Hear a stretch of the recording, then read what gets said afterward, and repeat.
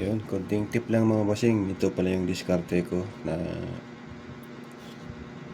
pag nagbutas ng para sa tinat, para diretso. Gawa lang ako ng ganito para maging guide.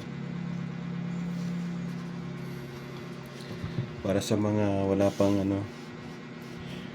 press drill, ganito lang ginagawa ko.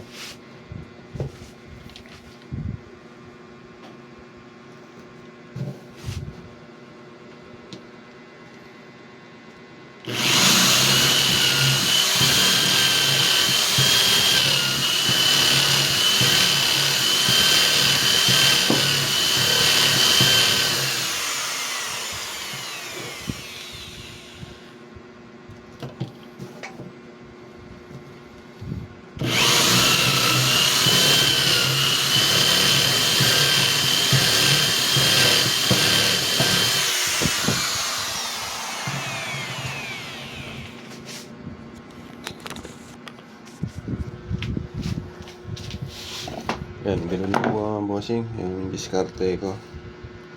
Yan po yung butas.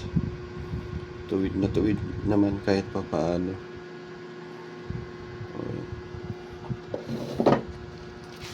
Konting tips lang mga bossing sa mga baguhan na gaya ko na wala pang press drill. Ganyan lang po yung diskarte.